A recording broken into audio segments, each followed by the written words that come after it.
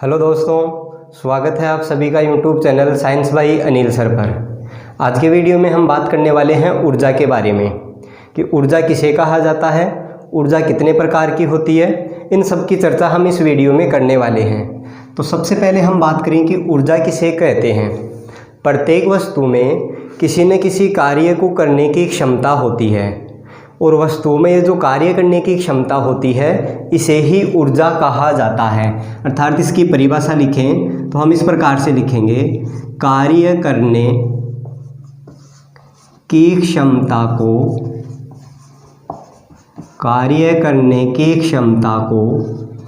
ऊर्जा कहते हैं।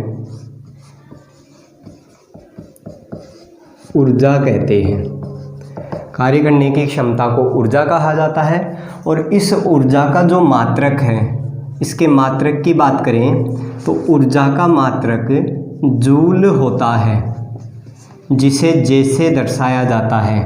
कार्य और ऊर्जा दोनों का ही मात्रक जूल होता है, उसे जैसे दर्शाते हैं। तो ये तो हो गई ऊर्जा की परिभाषा कि ऊर्जा किसे कहा जाता है और इसका मात्रक क्या होता है। आगे हम बात करते हैं कि ऊर्जा है वह कितने प्रकार की होती है। तो इसमें सबसे पहले देखते हैं हम, ऊर्जा का एक प्रकार होता है यांत्रिक ऊर्जा। अब यांत्रिक ऊर्जा की परिभाषा देखें कि यांत्रिक ऊर्जा है वह दो प्रकार की होती है। इसके दो भाग हैं, जिनमें से एक भाग होता है गतिज ऊर्जा और दूसरी होती है स्थितिज ऊर्जा। गतिज ऊर्जा और स्थितिज ऊर्जा, ये ऊर्जा के दो भाग हैं। गतिज ऊर्जा वस्तुओं में गति के कारण निहित होती है। तो हम परिभाषा में ये कह सकते हैं कि वस्तुओं में उनकी गति के कारण जो ऊर्जा निहित होती है उसे गतिज ऊर्जा कहा जाता है, तथा वस्तु की स्थिति में परिवर्तन के कारण उनमें जो ऊर्जा संचित होती है उसे स्थितिज ऊर्जा कहते हैं। गतिज ऊर्जा और स्थितिज ऊर्जा को संयुक्त रूप से यांत्रिक ऊर्जा कहा जाता है। इस वीडियो में हम बात करेंगे गतिज ऊर्जा के बारे में। गतिज ऊर्जा के लिए व्यंजक किस प्रकार से प्राप्त किया जाता है वो हम इस वीडियो में देखने वाले हैं। तो उससे पहले हम ऊर्जा की कुछ परिभाषाएं हैं उनको देख लेते हैं कि ऊर्जा कौन कौन से प्रकार की होती है। एक हो गया यांत्रिक ऊर्जा, दूसरी बात करें हम ऊष्मा ऊर्जा, यह भी ऊर्जा का एक प्रकार है। अब ऊष्मा ऊर्जा किसे कहा जाता है कि कोई भी सूक्ष्म कण है, जब उसको ऊष्मा दी जाती है तो वह उस बंध को तोड़ देता है जिससे वह बंधा हुआ है, और उस बंध को तोड़ के वह गति करने लगता है। तो सूक्ष्म कणों द्वारा जो ऊष्मा के कारण जो गति होती है, उस गति से जो उस ऊर्जा है उसे ऊष्मा ऊर्जा कहा जाता है। अगली बात करते हैं रासायनिक ऊर्जा। ऊर्जा का तीसरा प्रकार है रासायनिक ऊर्जा। रासायनिक क्रियाओं से जो ऊर्जा उत्पन्न होती है उसे रासायनिक ऊर्जा कहा जाता है। जैसे बैटरी में रासायनिक ऊर्जा संचित होती है, सेल में रासायनिक ऊर्जा संचित रहती है। इसी प्रकार कोई भी ईंधन है उस ईंधन में रासायनिक ऊर्जा संचित रहती है। तो रासायनिक क्रियाओं से जो ऊर्जा प्राप्त होती है उसे रासायनिक ऊर्जा कहा जाता है। चौथी बात करें गुरुत्वीय ऊर्जा।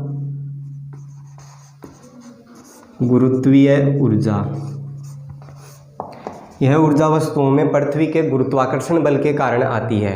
यानी पृथ्वी प्रत्येक वस्तु को नीचे की ओर खींचती है, यानी वस्तुओं पे गुरुत्वाकर्षण बल लगाती है। उस गुरुत्वाकर्षण बल के कारण वस्तुओं में जो ऊर्जा संचित होती है उसे गुरुत्वीय ऊर्जा कहा जाता है। अगली बात करते हैं नाभिकीय ऊर्जा की। नाभिकीय ऊर्जा, अब ये नाभिकीय ऊर्जा है, यानी कभी क्या होता है एक बड़ा नाभिक टूट के दो नाभिकों में बदलता है, उसको नाभिकीय विखंडन कहा जाता है। और दो छोटे नाभिक मिलके एक बड़ा नाभिक बनाते हैं, उसे नाभिकीय संलयन कहा जाता है। तो नाभिकीय विखंडन व नाभिकीय संलयन से जो ऊर्जा प्राप्त होती है उसे नाभिकीय ऊर्जा कहा जाता है। तो ये थी ऊर्जा से संबंधित कुछ परिभाषाएं कि ऊर्जा है वो कितने प्रकार की होती है। एक देखा यांत्रिक ऊर्जा, गतिज ऊर्जा और स्थितिज ऊर्जा के योग को यांत्रिक ऊर्जा कहते हैं। ऊष्मा ऊर्जा, ऊष्मा के कारण सूक्ष्म कणों द्वारा गतिमान ऊर्जा को ऊष्मा ऊर्जा कहा जाता है। रासायनिक ऊर्जा, रासायनिक क्रियाओं से उत्पन्न ऊर्जा को रासायनिक ऊर्जा कहते हैं। गुरुत्वीय ऊर्जा, पृथ्वी के गुरुत्वाकर्षण बल के कारण वस्तुओं में निहित ऊर्जा को गुरुत्वीय ऊर्जा कहते हैं। नाभिकीय ऊर्जा, नाभिकीय विखंडन और नाभिकीय संलयन से जो ऊर्जा उत्पन्न होती है उसे नाभिकीय ऊर्जा कहा जाता है। एक और प्रकार है ऊर्जा का, वह देखते हैं विद्युत ऊर्जा। विद्युत ऊर्जा, विद्युत ऊर्जा क्या होती है कि जब कोई आवेश गति करता है, आवेशों के प्रवाह से जो ऊर्जा उत्पन्न होती है उसे विद्युत ऊर्जा कहा जाता है। तो ये तो बात हो गई ऊर्जा के प्रकार की। अब इस वीडियो में हम बात करने वाले हैं गतिज ऊर्जा क्या होती है। जैसा कि नाम से ही पता चल रहा है, गतिज ऊर्जा यानी गति के कारण निहित ऊर्जा, उसे गतिज ऊर्जा कहा जाता है। वस्तुओं में उनकी गति के कारण जो ऊर्जा निहित होती है उसे गतिज ऊर्जा कहा जाता है। गति के कारण निहित ऊर्जा को गतिज ऊर्जा कहते हैं। वस्तुओं में उनकी गति के कारण जो ऊर्जा निहित होती है उस ऊर्जा को गतिज ऊर्जा या काइनेटिक एनर्जी कहा जाता है। इसके उदाहरणों की बात करें तो कोई भी वस्तु यदि वह गति कर रही है तो उसमें गतिज ऊर्जा संचित होती है। जैसे हम बात करते हैं बहता पानी, तो बहते हुए पानी में गतिज ऊर्जा है। बहती वायु, वायु गति कर रही है, उसमें गतिज ऊर्जा है।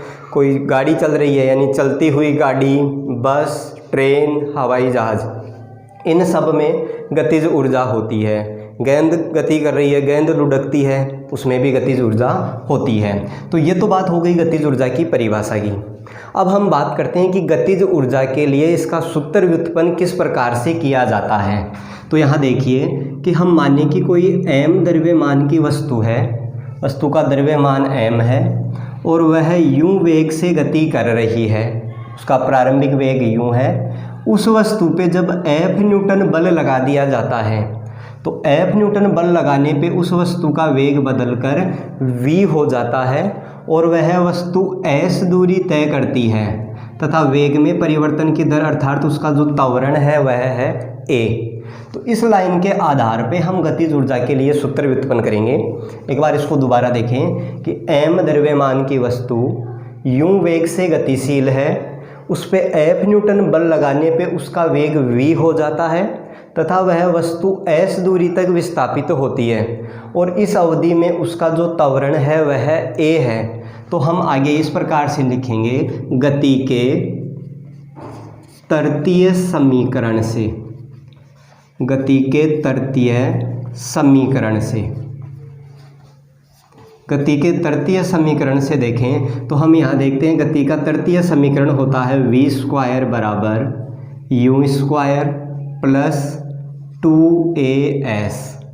इसको a के बराबर करें तो a बराबर करें तो ये इस प्रकार से हो जाएगा v square minus u square बटा 2s। इसको बना देते हैं समीकरण 1। ये गति के तृतीय समीकरण से गुरुत्वीय त्वरण a का मान निकल के आ गया। अब आगे बात करेंगे गति के द्वितीय नियम से, गति के द्वितीय नियम से। गति का जो द्वितीय नियम होता है वह इस प्रकार से होता है कि किसी वस्तु के संवेग में परिवर्तन की दर वस्तु पर आरोपित बल के समानुपाती और उस बल की दिशा में होती है। तो इसके लिए जो फॉर्मूला होता है गति के द्वितीय नियम का वह होता है F बराबर ma। इसको समीकरण 2 बना देते हैं। अब इस समीकरण 2 में समीकरण 1 का मान रखते हैं। समीकरण 2 में समीकरण 1 का मान रखने पर समीकरण 2 में समीकरण 1 का मान रखने पर, समीकरण 2 में हम यहाँ 1 का मान रखेंगे तो हम यहाँ लिखें f बराबर m, और 1 की जगह ये वाला मान रखा जाएगा v square minus you square बटा 2s। ये 1 का मान यहाँ इसमें रख दिया। आगे इसको गुणा करें, m को v स्क्वायर से गुणा करेंगे तो ये हो जाएगा m v square minus m को u स्क्वायर से गुणा करेंगे ये होगा m u स्क्वायर बटा 2s। आगे हल करें इसको तो आगे ये इस प्रकार से होगा, यहाँ से s को इसका पक्षांतरण कर दें, यहाँ से s यहाँ आएगा तो आगे इस प्रकार से होगा f गुणा s बराबर m v square minus m u square बटा 2। जो एफ एस होता है वो हम जानते हैं कि एफ है बल और एस है विस्थापन। हमने पिछले वीडियो में देखा था कि बल और विस्थापन के गुणनफल को कार्य कहा जाता है। तो मैं एफ एस की जगह लिख सकता हूँ डब्लू, डब्लू बराबर एम वी स्क्वायर बटा 2 माइनस एम यू स्क्वायर बटे 2। इसको इस प्रकार से भी लिखा जा सकता है। और एफ यहाँ जो डब्लू है, जो किया गया काम है वह गति के कारण हो रहा है, तो गति के कारण जो कार्य हो रहा है उसे गतिज ऊर्जा कहते हैं। तो इसको इस प्रकार से लिख सकते हैं एक काइनेटिक एनर्जी बराबर 1/2 M V square minus 1/2 M U square. ये गतिज ऊर्जा का एक सूत्र प्राप्त हो गया। जब हमें प्रारंभिक और अंतिम दोनों वेग दे रखे हैं तो वहाँ गतिज ऊर्जा निकालने के लिए हम इस सूत्र को काम में लेंगे। ये जो यहाँ लिखा हुआ है इसको हम इस रूप में भी लिख सकते हैं, इसमें कोई परिवर्तन नहीं है, दोनों सूत्र एक जैसे ही हैं। यहाँ ऊपर 1 है, यहाँ वो नज़र नहीं आ रहा, इसमें हमें यहाँ 1 लगा दिया। अब क्या होता है कि वस्तु है वह गति करना प्रारंभ करती है तो उसका प्रारंभिक वेग है वह 0 होता है। जब वस्तु का प्रारंभिक वेग 0 है, आगे बताएं, चूँकि u यानी प्रारंभिक वेग 0 हो तो क्या होगा, अगर प्रारंभिक वेग 0 है तो ये पूरी की पूरी राशि 0 हो जाएगी। तो उस स्थिति में गतिज ऊर्जा का सूत्र आएगा 1/2 एम वी स्क्वायर। इस प्रकार इस सूत्र से हम गतिज ऊर्जा निकाल सकते हैं। तो ये था वस्तुओं के लिए जो गतिज ऊर्जा होती है उस गतिज ऊर्जा के लिए सूत्र व्युत्पन्न किस प्रकार से किया जाता है। एक बार इसको दोबारा देखते हैं कि m द्रव्यमान की वस्तु यूं वेग से गतिशील है, F न्यूटन बल लगाने पे उसका वेग v हो जाता है और उसने जो तय दूरी की है वह s है तथा विस्थापन a है।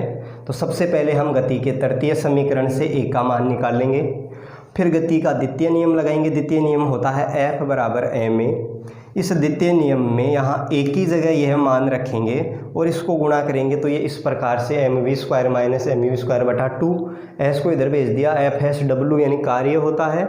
और यहाँ जो कार्य किया जा रहा है वह वस्तु की गतिज ऊर्जा के कारण है, इसलिए डब्ल्यू की जगह हम गतिज ऊर्जा लिख सकते हैं। एक सूत्र तो यहाँ ये आ गया। जब हमें किसी आंकिक प्रश्न में प्रारंभिक और अंतिम वेग दोनों दे रखे हैं तो गतिज ऊर्जा ज्ञात करने के लिए हम इस सूत्र का उपयोग करेंगे, तथा यदि प्रारंभिक वेग 0 है तो उस स्थिति में गतिज ऊर्जा ज्ञात करने के लिए हाफ एम वी स्क्वायर सूत्र का उपयोग किया जाएगा। तो ये था आज का वीडियो गतिज ऊर्जा से संबंधित। इससे अगले वीडियो में हम बात करेंगे स्थितिज ऊर्जा के बारे में कि स्थितिज ऊर्जा के लिए व्यंजक किस प्रकार से प्राप्त किया जाता है तथा स्थितिज ऊर्जा किसे कहा जाता है। अगर आपको ये वीडियो पसंद आता है तो वीडियो को लाइक करना, शेयर करना तथा यदि चैनल पे नए हैं तो चैनल को सब्सक्राइब करना। धन्यवाद।